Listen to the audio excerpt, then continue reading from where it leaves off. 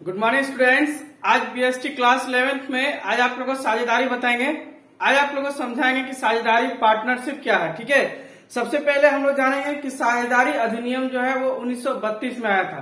मतलब स्वतंत्रता से पहले, देश आजादी से पहले ये अधिनियम बन चुका था, जो अधिनियम अभी भी चलते आ रही है। बस इसमें कुछ बदलाव आ गया है, जैसे समय समय पर किसी चीज में बदलाव लाना पड़ता है तो थोड़ा थोड़ा चेंज किया गया है। इसीलिए साझेदारी अधिनियम जो है वो सबसे पहले पार्टनरशिप साझेदारी अधिनियम 1932 के तहत ही लिया जाता है। ठीक है, और सारा लॉ उसी तरह है, कुछ कुछ जो है कि चेंजेस किया गया है। जैसे हम दो छोटा छोटा चेंजेस लिखे हैं, जैसे कंपनी एक्ट 2013, वहां पे कहा था कि अधिकतम संख्या जो है कितना होना चाहिए, कम से कम 100 होना चाहिए। और कंपनी एक्ट 2014 आया, देखिए तुरंत बाद आ गया, और फिर कहा कि नहीं, अधिकतम संख्या कितना होना चाहिए, 50 होना चाहिए। लेकिन यही वाला कभी कभी कहता है कि बैंक के सेक्टर में कितना होना चाहिए, तो बैंक के सेक्टर में अधिकतम संख्या अभी जो वर्तमान है वो 10 है, पहले 20 हुआ करती थी। ठीक है, तो आपको यही ध्यान में रखना है सबसे पहले ये, तो क्योंकि आजकल ऑब्जेक्टिव सवाल आती है, इसीलिए पहले मैंने लिख दिया कि जो साझेदारी अधिनियम है वो 1932 है। और कंपनी एक्ट में दो बदलाव, बहुत सारे बदलाव हुए, लेकिन उसमें से मुख्यतः हम दो चीज लिखे है ना। अब साझेदारी है क्या?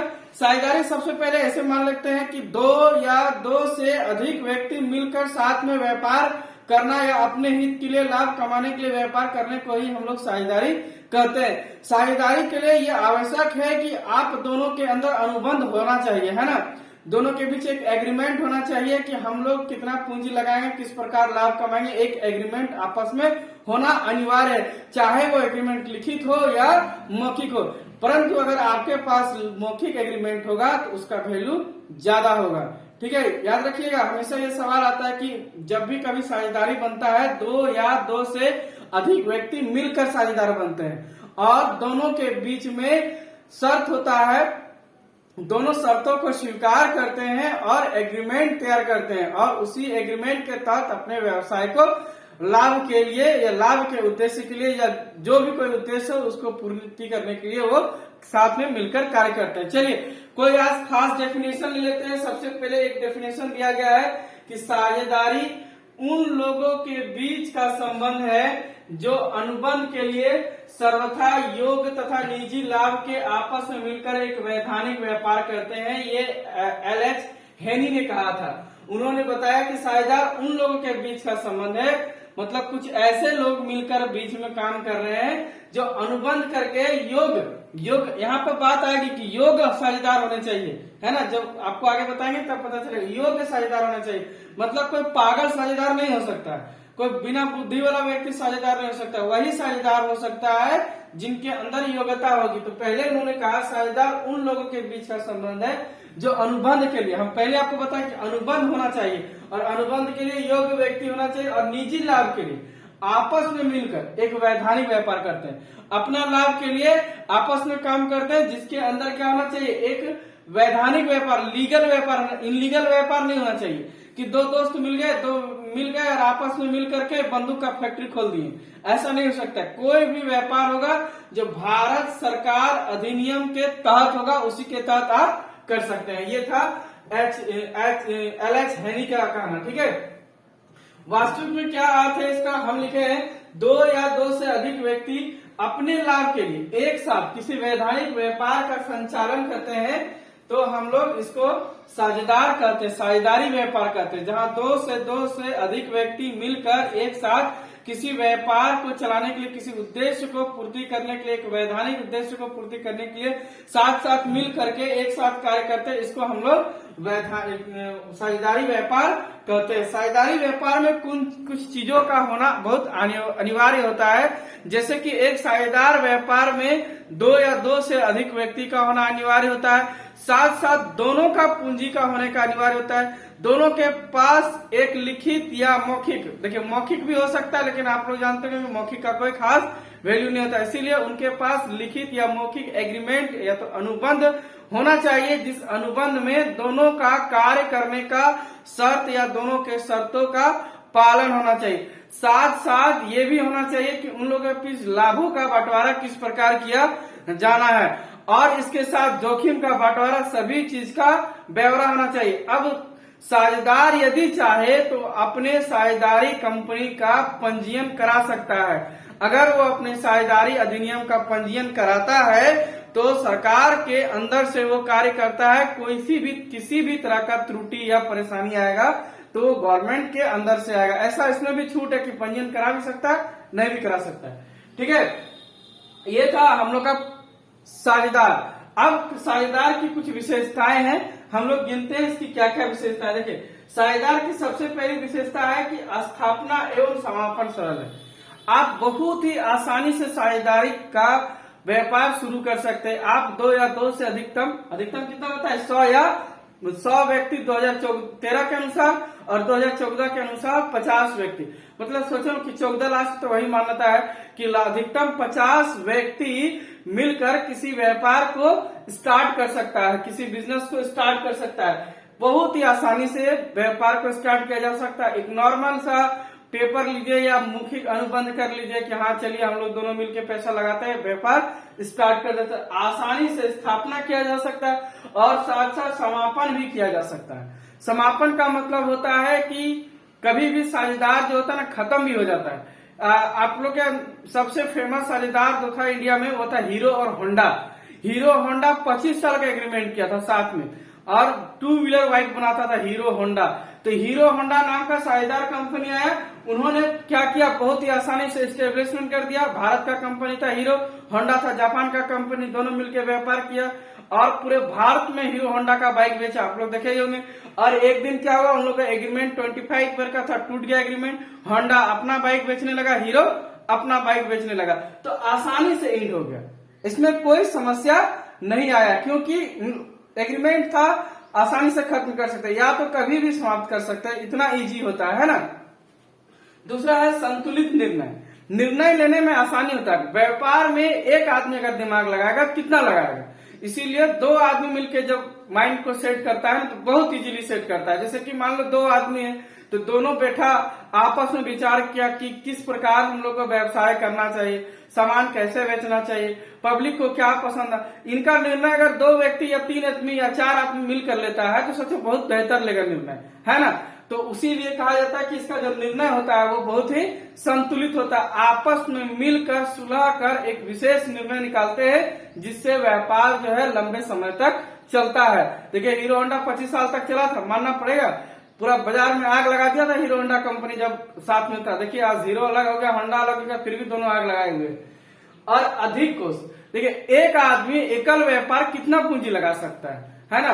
तो 2 आदमी 4 आदमी मिल, मान लो एक आदमी का 10 करोड़ पूंजी लगाता है, अगर उसका नुकसान होगा तो ज्यादा होगा। इसी तरह 2 आदमी का लगाएगा तो 20 करोड़ लगाएगा, 30 करोड़ लगाएगा, ऐसे करके बहुत बड़ा पूंजी लगा करके व्यवसाय किया जा सकता है। तो इसीलिए इसमें कोष क्या होता है ना, पैसा अधिक होता है। उसके बाद है नेक्स्ट लिखे है जोखिम को बांटना।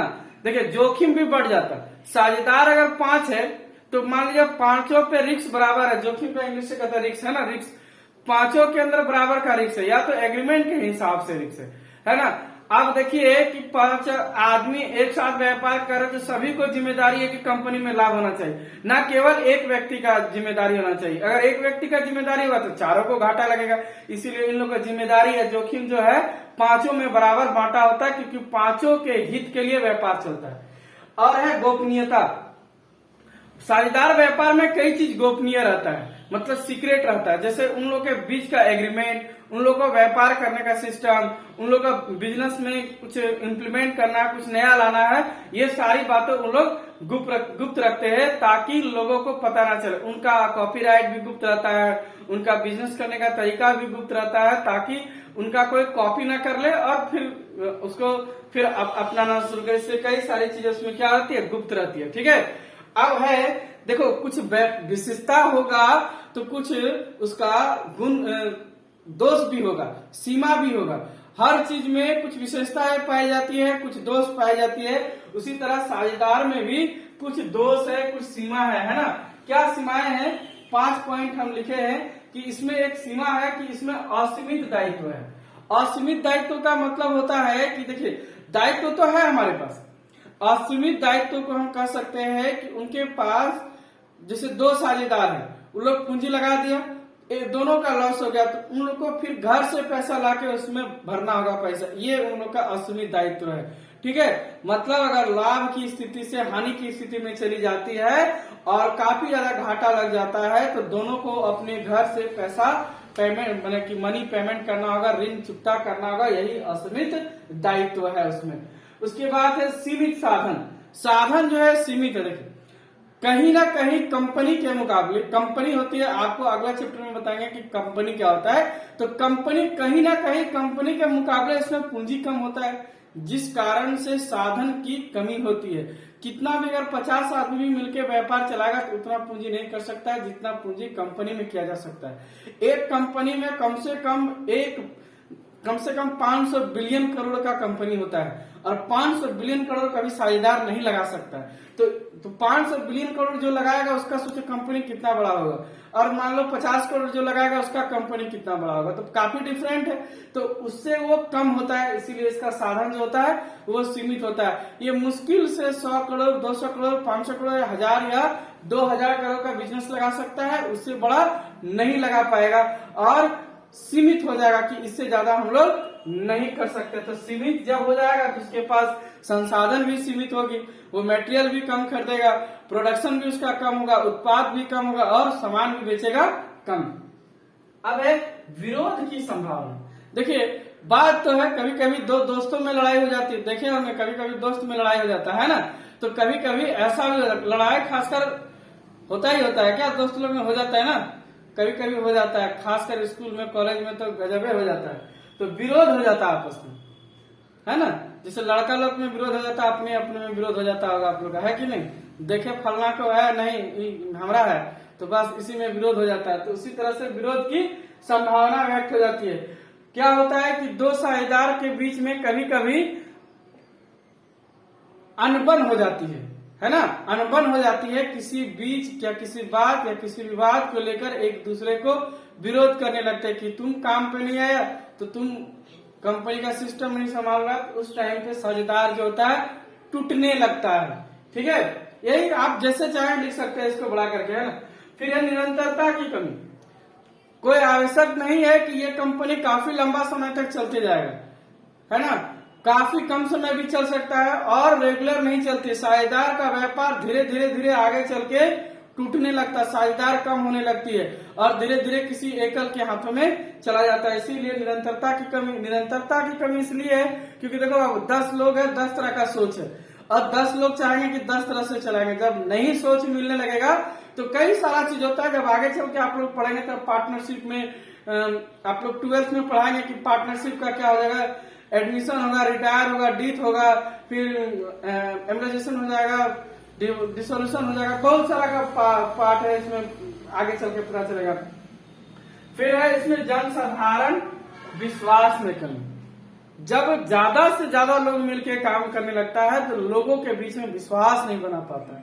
देखिए हीरो और होंडा का उदाहरण जो उसमें मात्र 2 साझेदार थे, है ना। मारुति सुजुकी नाम सुनेंगे, उसमें भी 2 साझेदार था, मारुति भारत का था, सुजुकी जापान का था, मिलके कार बनाया।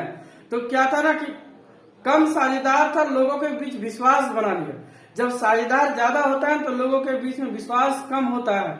10 आदमी मिलकर के किसी सामान को बेचो, देखो निश्चिंत है लोग आप पे कम विश्वास करने लगे, इसीलिए लोगों को उस प्रोडक्ट पे अंदर पे विश्वास नहीं होता है। ठीक है, आज के लिए इतना ही। जय हिंद। नेक्स्ट वीडियो में आपको साझेदार के आगे की बताएंगे। Thank you.